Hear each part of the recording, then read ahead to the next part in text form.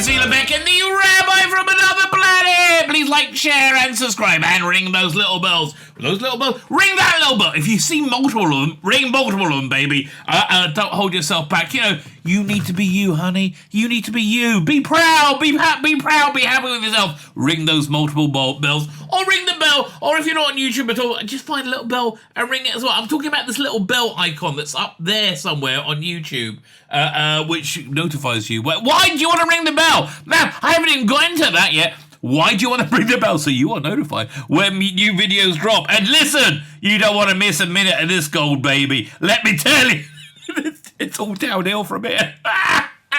Hello, my name is Tzvi Lebetkin, the rabbi from another planet. I think that's what I'm trying to say. Badly, but I'm trying to say it. So, I like a bit of Doctor Who. I like a bit of comic books. I like them both. I like a bit of Dave Gibbons. Put them all together. What do you have? A bit of Doctor Who comic books. So, Dave Gibbons, God bless him, is selling a book which actually looks really, really good. It's called Confabulation. It's basically his notes and quirky incidents from, the 30 years in the industry. And it's the 30 years that I was very, very interested in, right? Because that's my formative years, and up until now. Part of that industry, I think it's as genuinely iconic run on Doctor Who magazine, well, Doctor Who Weekly as it was at the time. Iconic. Really, I think this was one of the most perfect translations of Doctor Who into comic form. Oh, look, my favourite one, and I have a theory. My theory is the first time you encounter something is the way that you love the most. So my favourite one is the first comics I encountered. Well, really got it. No, first one I encountered up with Doctor Who was the late Peter Davison one. They had Mick Austin did quite a good Ice Warrior story, and then Steve Dillon did the final one, and then boom, straight into Colin Baker with John Ridgway. Man, they were awesome, right? That was my favourite run, but I like a bit of Dave Gibbons too. So Dave Gibbons, as I said, is selling a book now, and he's talking about Doctor Who. So he's got a 2 or 3 page spread in Doctor Who magazine, which we went over last night in my live stream. Well, I say it's more hour, right? More hour live stream. Yeah, I live stream every night. Well, for me it's night 7 o'clock, and believe me, that's way past my bedtime. Yes, it is. I stay up late for that. Have some cocoa. Well, that's afterwards. Anyway, so I live stream every night. You can catch me on. I live stream to Twitter, to YouTube, and to Rumble. I'm finding Twitter's becoming quite good as well. Like I'm getting a lot more traction there than I used to. Well, Twitter really is much more dependent on the content, right? You need good content to build up an audience. Like I put out this book on tape. Where is it? Millennial Rights, right? I'm putting out like 2 or 3 episodes a week, 2 episodes a week, about 10-15 minutes long. It's read by a deepfake Colin Baker. Sounds freaking fantastic. I think that's an era I just don't want to see be lost. The missing adventures and new adventures. So that did very well on Twitter, right? Instagram, that did the first segment that did very well. Hopefully it'll keep on doing well. I like doing stuff like that. So I live stream onto Twitter, onto Rumble, and onto YouTube. YouTube is really my least successful platform. I've got the biggest subscriber base there, my least successful platform. I have a like, share, subscribe wherever you may find me. That is really, really helpful. Thank you for doing that. It's a genuine thank you, right? It's one click. It really makes my life better. If you want to be super nice, subscribe to me over at Rumble. Rumble's the one I want to build up. As I said, it's doing pretty good for me. What's going to be with YouTube though? I mean, not YouTube. What's going to be with Twitter though? One day we have Tucker Carlson signing up. Oh, they want him to make a big video platform to rival YouTube. I'm like, yes, I'm on board. And then the next day they bring on their CEO who doesn't seem to have the same free speech. When I say free speech, I'm not talking about, I don't want people to say nasty, hateful things. No, I think the laws of governing speech are probably good enough. But, you should be able to say, I believe the Earth's flat. I don't believe the Earth is flat, but I think one should be able to say they believe the Earth is flat. They believe Jesus was the Messiah of the world, right? They were allowed to say that, right? These are not beliefs that I share because I'm Jewish, right? But people should be allowed to say that without any fear. People should be allowed to say that They don't think, generally speaking, men have babies or women have penises. I know YouTube. It's crazy. People out there still believe that. I don't understand either. Well, you should be allowed to say that. On Rumble, you are. YouTube, you're not. And Twitter, you are right now. But it doesn't look hopeful. For me, it doesn't look hopeful. So, Rumble, go subscribe to me at Rumble. That's what, yeah. Go subscribe to Rumble. Fantastic. Anyway, this is I went over this on my live stream last night. This article about Dave Gibbons. I thought it'd be an interview with him. He gets like 3 words in. The interviewer's already talking all the time. But it's always fun to look back at his career and look at some just lovely Dave Gibbons artwork, because just makes me happy. I intersperse, that's the word, intersperse my own personal recollection of Dave Gibbons. Like, you know, when I was a Callow youth, we used to, and before I was religious, on Saturdays, I couldn't go on Saturday now. I'm going to say, because I'm a rabbi, it's against the rules.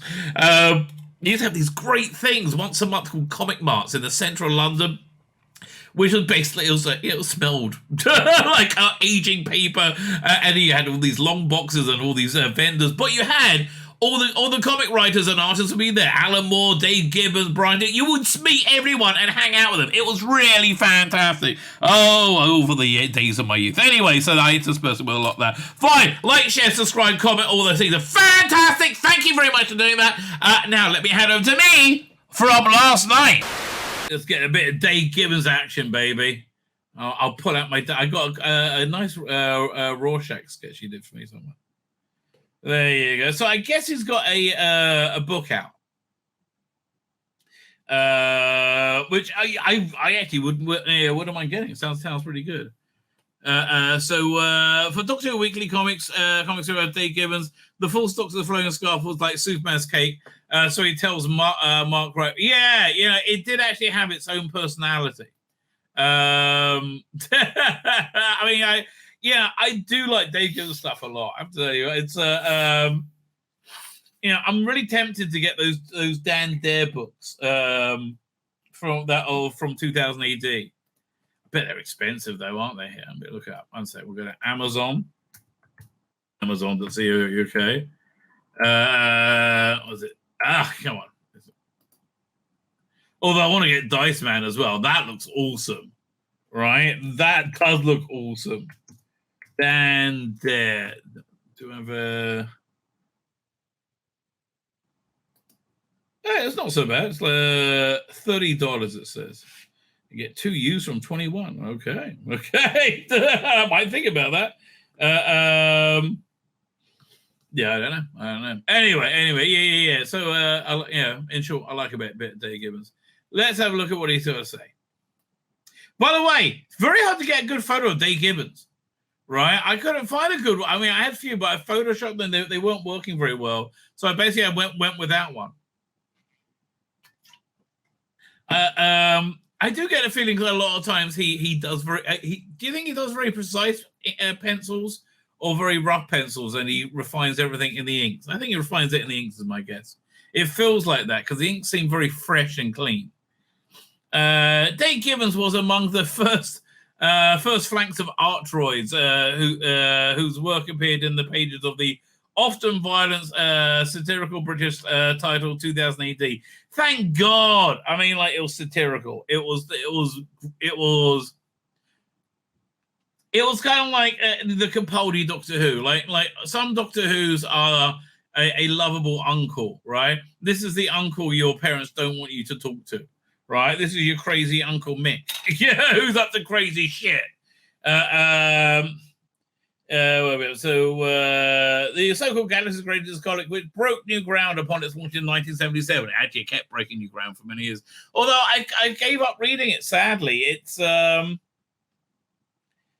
just like it's really just pussied out in such a massive way. Like every story is about chicks, right? I'm like, can I just get some red-blooded male, like, a sci-fi mayhem action, right? Oh, so boring. Everything's about a chick. Leave me alone. Yes, chicks can fire guns. Fine. Can I have strontium dog now? No. Fuck. He's drawn some of the most popular and recognizable characters. Co-created the epochal. I've never heard of it. The epochal graphic novel. Watchmen writer Alan Moore, and served as UK's first comic laureate. Oh, I forgot he did that. That is true. In terms of in comic book terms, he's a national treasure. Yes, 100%. Hardcore agree. He is a national treasure. That's very nice, he laughs. It was Mark writes well, I think that's honestly the respect he deserves. You can say that as many times as you like until I believe it. On top of all this, he holds a special place in the hearts of Doctor Who fans of a certain age, that'll be me. From the first weekly issue of the very first magazine in October 79, he drew the comic adventures of the Fourth Doctor and the Fifth Doctor. More than 40 years later, those 65 issues remain beloved and influential part of Doctor Who's expanded universe. Yes, they introduced Sharon, the first manual character, the least interesting thing about her in any medium, and the notorious star beast known as Beat the Meat. Doctor Who magazine will be talking to Dave about Meat's screen debut for Doctor Who's 6th anniversary. But that's a story for another time. Oh, I thought this would be this time. The Doctor is unmistakable, unmistakable worldwide icon, says Dave today. So to be associated with a character has been a great thing. Recently, Dave has been unearthing memories for his new book, Confabulation, and anecdotal autobiography. Man, I would like that book. I bet that's a good book, right? Which covers his entire career. He just seems like a decent guy. I mean, I'm just like, I don't know. I never got to know him, but he just seems like a decent guy to me. I don't know. This is like a normal bloke who wants to do a job and be left alone, right? I'll do my work, leave me alone. Got my beer on the sideboard here, let mother sort it out, but come round here. I've been in this business for 50 years. He reflects, I'm still a fan. I still get excited about comics. Yes, that is true. For the biography, it's like ancestry trying to pin your place in history. I worked on so many well-known characters, with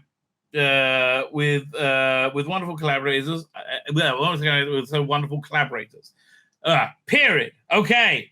I thought people might find it interesting and amusing what it's been like in the comic book trenches and the weird things that happen. Yes, those things are interesting, Dave, because they're weird.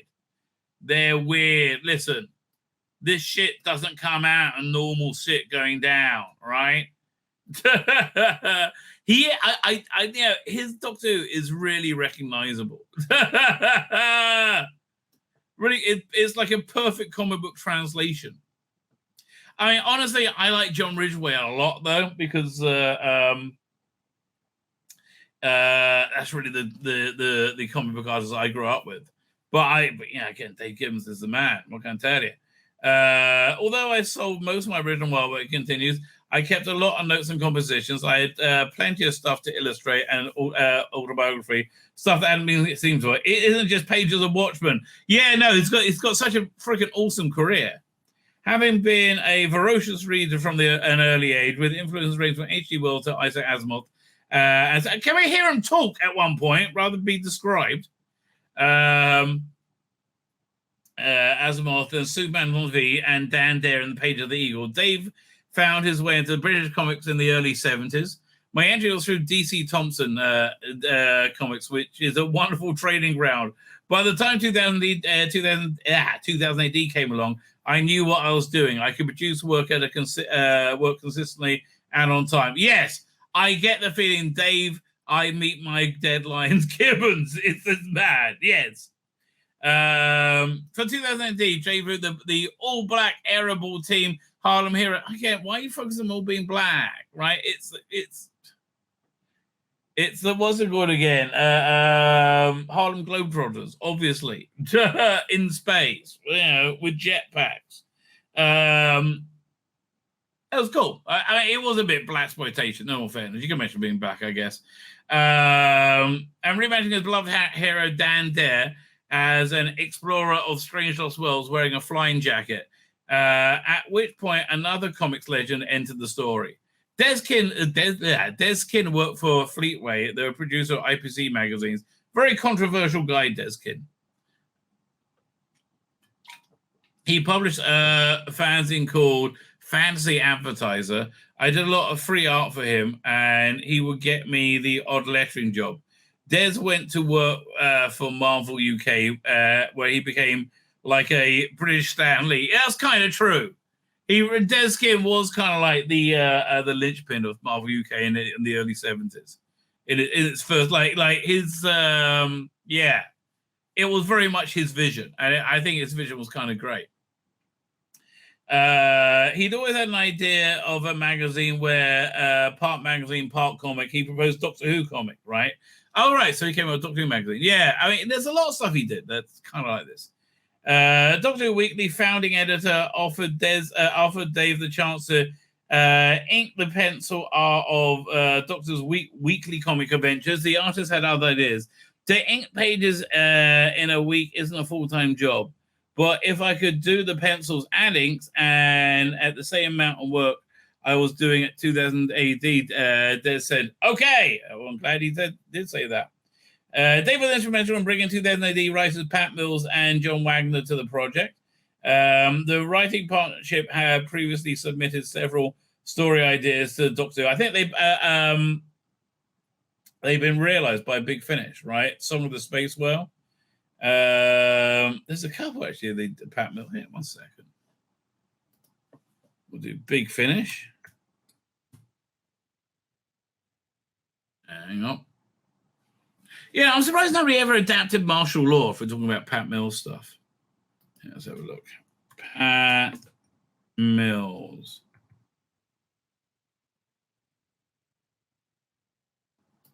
Yeah, I think he's done a few here. Pat Mills. There you go. Doink. Yeah, so the Song of Manatra, I don't really recall it. The Scapegoat I thought was quite good. It was quite creepy. That was more like Nemesis the Warlock, Pat Mills. Dead London, I don't really recall, but the comic book adaptations are great. Volume 1, I'd love to get Volume 2 of that, right? I really enjoy those comic book adaptations. Fine. Oh, we're over here. 1 second. Doink. I remember getting Doctor Who Weekly with that with the Daleks there. It was like 3 pages, right? I remember that clearly. I came close to buying the Dalek the last Dalek thing they put out because it had they reprinted that. I'm like, I'm not getting for that.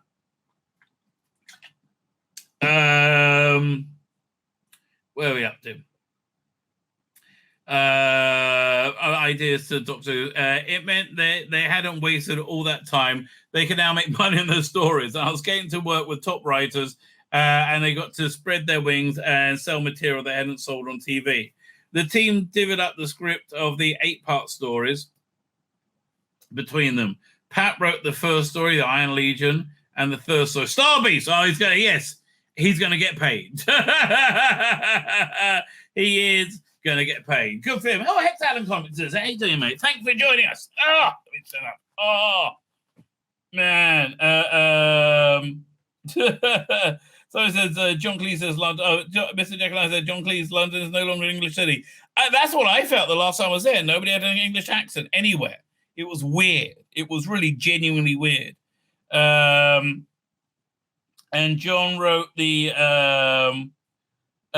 City of the Damned and the Dogs of Doom. Dogs of Doom is quite fun. Right. Central to the success of these early strip adventures was Dave's depiction of Tom Baker. Yeah, he superhero visioned it, right? Before that filter existed, right? I'm assuming they have a filter, right? And it remained faithful, I think, to what Doctor Who is. Central to the success, blah, blah, blah, blah. He got his unmistakable crop of curly dark hair, prominent nose, and wonderful toothy grin. Yes. Yeah, he actually exuded his personality, right? Really, really well. Yeah, that's very true. I think Tom Baker is probably a difficult face to... what was I going to say? Yeah, it's probably a difficult face to try and act accurately recreate, like recognizably recreate and emote, right? Or maybe I don't know. Maybe his face is made for emotion. Central to the success of these early blah blah. I've read that paragraph like 14 times now. During the course of the day. Oh no, 1 second. The Doctor scarf was like putting on capes on superheroes. It implies motion without having to draw speed lines.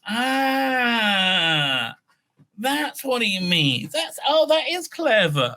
I see what you're saying. Oh man, that's very, very clever. Now, having said that, let's go look back at the other page over here. Yeah, it totally does. That's what he's doing. Oh, very clever. The minute you put curly hair, curly hair and a scarf in it, you can draw anything you like. Well, okay, you are. I guess he's the expert, right? During the course of days residency on Doctor Who Weekly, the artist also bought another Doctor Who life to Icon when an old enemy was revealed on the secret power controlling of Warlocks, aka the Dogs of Doom. Daleks are one of those things. Daleks are one of those things that once you've mastered them, you never forget. I guess so. Yeah, look, his Daleks are excellent. I mean, I think those Daleks are actually better than the Lee Sullivans, quite frankly. You don't forget. You know, exact number of balls, the exact, where the grill went. Deep inside me, the Dalek lives. If I called it, I could draw it for you now. Steve Moore took over the scripting of Doctor Who and the Time Witch, which began in issue 35. And following Tom Baker's departure in 81, Dave faced a challenge depicting a new incoming Doctor now titled Doctor Who Monthly. I know he did a few, right? There you go. But I don't know. I think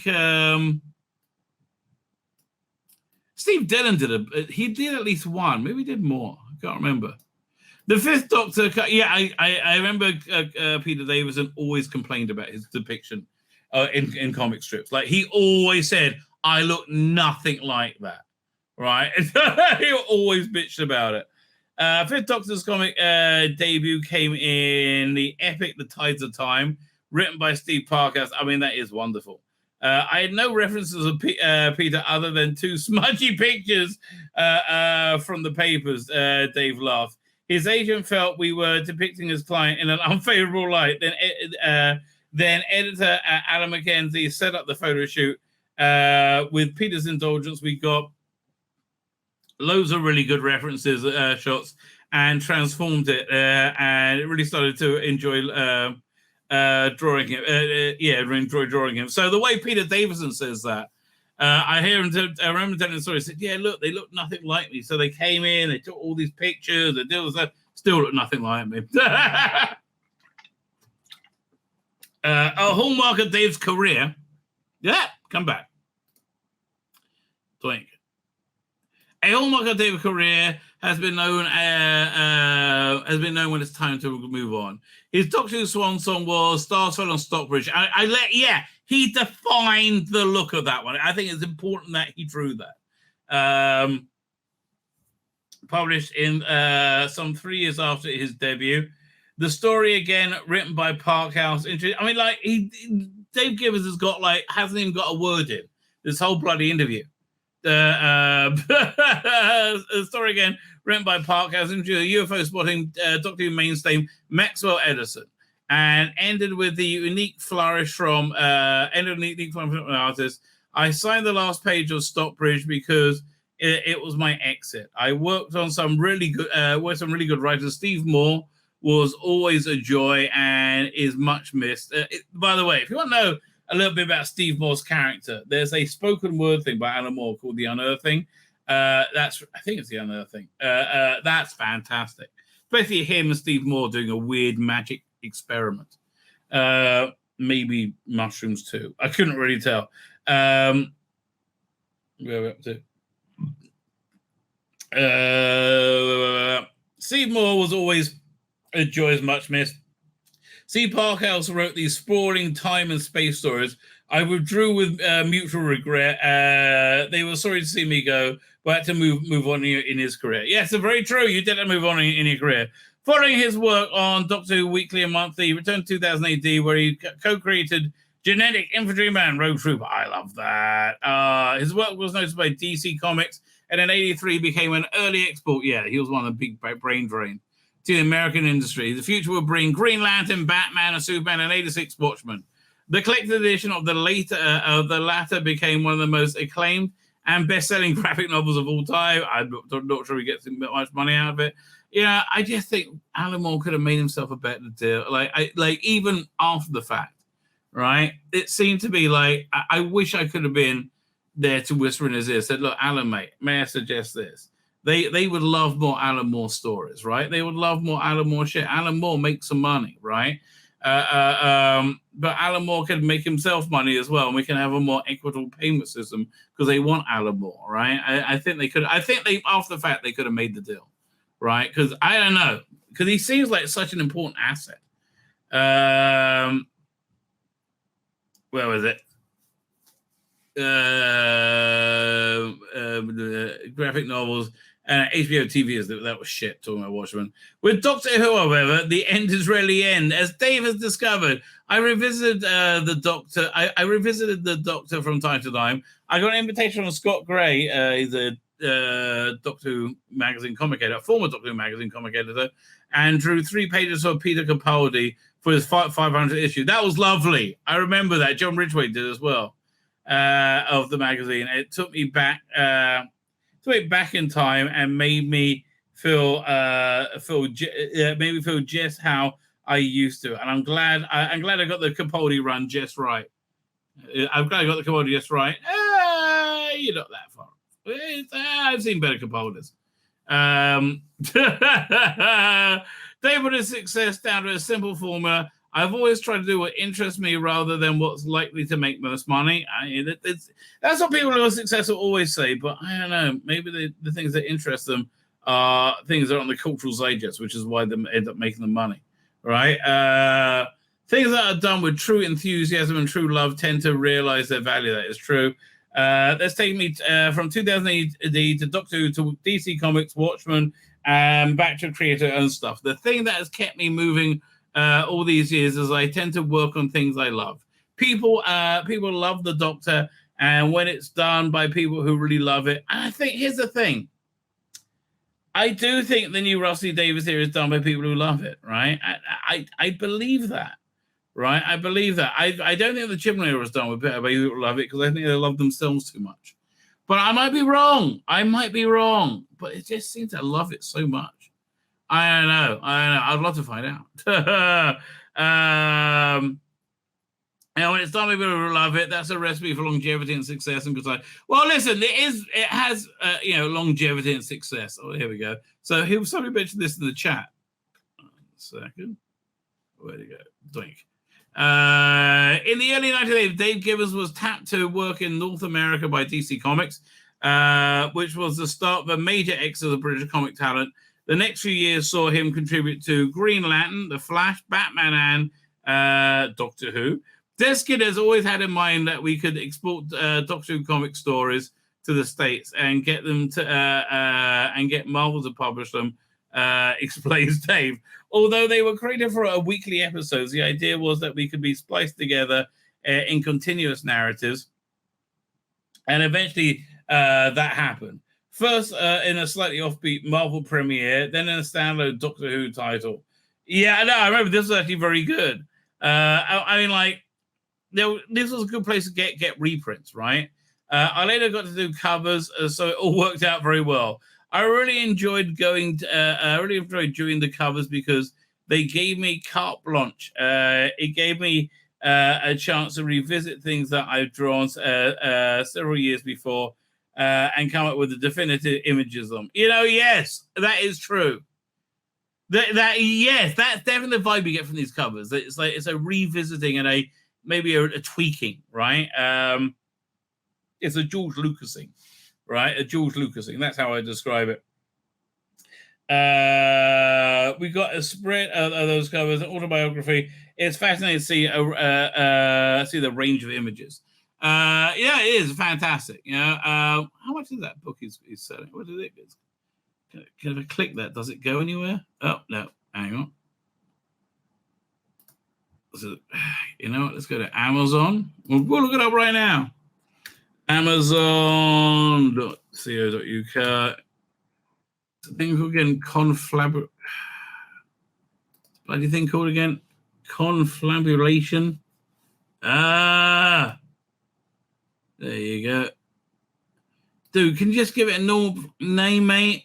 Confabulation. Oh, God. Got to try and remember that. Okay, here we go. Confabulation. Dave Gibbons. Oh, look at that. Okay, I take it back. It came up very easily. Hey, £45. That's $45 seems reasonably expensive, but let's have a look at it. Let's have a look at it, shall we? Dave, mate, you send me one. I'll give it a review. I might even, you know, you might even buy me off to a certain extent. Wow. Okay, so it starts off as his early career. And I wonder what that is.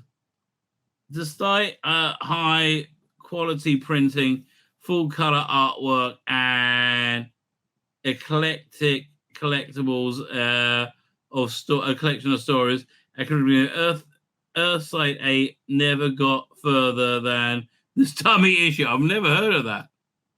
Never heard of Earthside 8. Yeah, this looks like a good book. I mean, 45 is a lot of money, but I don't know. He's had a fascinating career. Dave, again, you send me a copy, I'll give you a favorable review. That's just because I love you that much, mate. I love you that much. And I do.